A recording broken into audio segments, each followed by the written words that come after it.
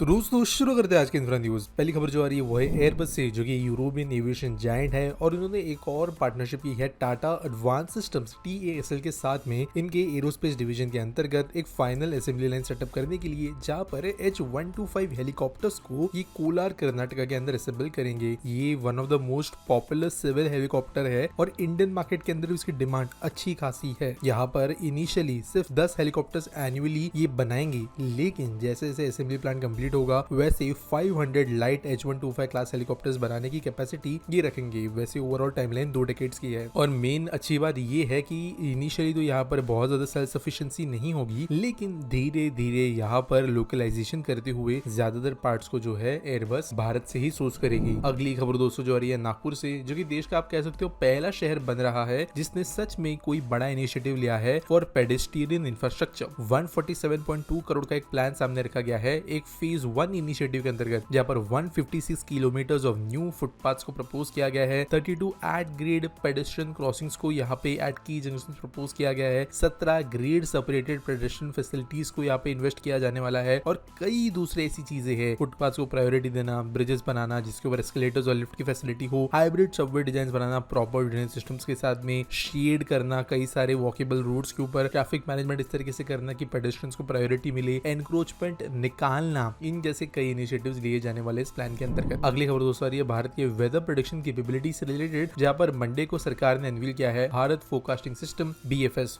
तो ये दुनिया का हाईएस्ट रेजोल्यूशन रेडार मॉडल है जो कि 6 किलोमीटर के ग्रिड पे काम करने वाला है, यानी कि at the lowest at the most detailed level ये 6 किलोमीटर बाय 6 किलोमीटर के स्क्वायर को इंडिविजुअली रिसर्च कर सकता है या कहीं तो डेटा दे सकता है। और यहाँ पे करेंटली अगर हम देखें तो हमारे देश के अंदर जो भी वेदर प्रेडिक्शन सिस्टम्स थे IMD वगैरह के, बहुत ही ज्यादा अंग्रेजों के जमाने के जो बाबू बैठते थे वो भी बहुत गलत प्रेडिक्शन करते थे और उनके पास में कोई प्रॉपर डेटा निकालने के लिए भी इंस्ट्रूमेंट्स नहीं थे। लेकिन यहाँ पर ये सिस्टम अब एनेबल किया गया है और इसके लिए भी आर्का नाम का सुपर कंप्यूटर भी इंस्टॉल किया गया है Indian institute of tropical metrology के अंदर। वैसे पिछले साल इंस्टॉल हो गया था, जो कि सैटेलाइट को प्रोसेस करेगा। आर्का जो है इसके अंदर 11.77 पेटाफ्लॉप्स की स्पीड है, या कहे तो यहाँ पे इनकी साइकिल स्पीड है और स्टोरेज कैपेसिटी 33 पेटाबाइट्स की है। तो वेदर प्रेडिक्शन के लिए ऑब्वियसली बहुत ज्यादा जरूरी सुपर कंप्यूटर्स होते हैं जो हमारे देश ने भी इम्प्लीमेंट करना शुरू कर दिया। अगली दोस्तों जो खबर आ रही है वो है नागपुर से, जहाँ पर गवर्नमेंट ने अप्रूव किया है development of Gokul pet market and Sanskrit संकुल। तो यहाँ पर दोस्तों ये दो चीजें की जाने वाली है। मार्केट तो ऑब्वियसली है और नागपुर इम्प्रूवमेंट ट्रस्ट जो है NIT, इसके अंतर्गत ये काम किया जाएगा। अराउंड मार्केट के लिए 50.88 करोड़ की इन्वेस्टमेंट होगी और 25.34 करोड़ की इन्वेस्टमेंट होगी फॉर संस्कृत संकुल प्रोजेक्ट। गवर्नमेंट को उम्मीद ये भी है कि ये मार्केट जब अपग्रेड होकर खुल जाएगा तब कमर्शियल रेट्स यहाँ पे बढ़ेंगे, रेंट भी मिलेगा सरकार को अट्रैक्टिव प्राइसेस पे, इसकी वजह से यहाँ पर एक लमसम इन्वेस्टमेंट है जो कि रिटर्न मिल जाएगी गवर्नमेंट को धीरे धीरे। अगली खबर दोस्तों रिजर्व बैंक ऑफ इंडिया से आ रही है, जो एक बहुत इंपॉर्टेंट स्टेप ले रही है टू इंटरनेशनलाइज दी रूपी, और इसके लिए वो अप्रूवल ढूंढ रही है to allow domestic banks to lend the currency to overseas borrowers for first time. दोस्तों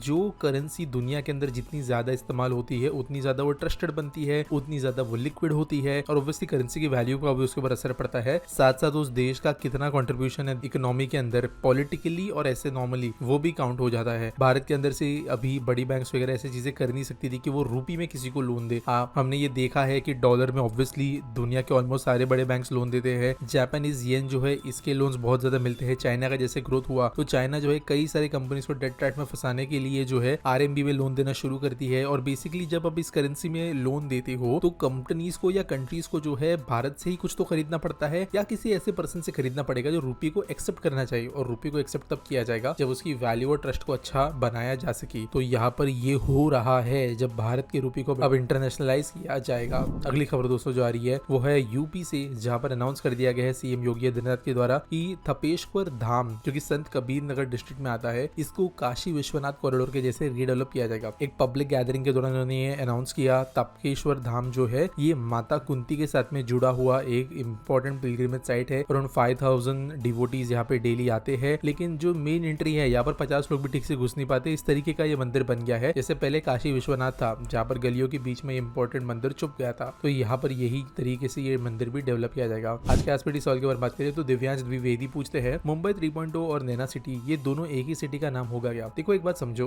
यहाँ पे कोई भी जो फाइनल नाम है सिटी का वो अब तक सोचा नहीं गया है, लेकिन तीसरी मुंबई, मुंबई 3.0, नवी नवी मुंबई, ऐसे कुछ तो जो है फाइनल में भी नाम सिटी का हो सकता है। इसके नाम से आप कह सकते हो एक्चुअल में नगर पालिका वगैरह बनेगी। जो मुंबई 3.0 के अंदर के नोड्स है वो नवी मुंबई की तरह होने के चांसेस बहुत ज्यादा है। फॉर एग्जाम्पल नवी मुंबई एक शहर तो है, लेकिन जो प्लान था सिडको का उसके अंदर ऐरोली एक नोड था, घनसोली एक नोड था, खारघर एक नोड था, बेलापुर एक नोड था, सीवुड्स एक नोड था। वैसे स्टेशन बने, वैसे डेवलपमेंट हुए, हर नोड को अपना अपना कैटेगरी दिया गया, कहीं पे ऑफिस दिए गए, कहीं पे फार्म मार्केट्स दिए गए, कहीं पे आईटी दिया गया। तो नवी मुंबई 3.0 के अंदर भी चीजें इस तरीके से होगी। नैना एक नोड होगा, पुष्पक नगर एक नोड होगा, उसके आगे हो सकता है उरण एक नोड हो, उरण के बाद में कुछ और इलाके नोड हो, चौक एक नोड हो। तो ऐसे नोड्स जो है अलग अलग बनेंगे ऑलमोस्ट अलीबाग तक। उम्मीद करता हूँ आपको सवाल का जवाब मिल गया होगा। आपके पास कोई सवाल है आप कमेंट सेक्शन में मुझे पूछ सकते हो। कोई न्यूज अगर आप सबमिट करना चाहते हो तो आपको उसके लिए डिस्क्रिप्शन में लिंक मिल जाएगी। बाकी मिलेंगे अगले वीडियो में।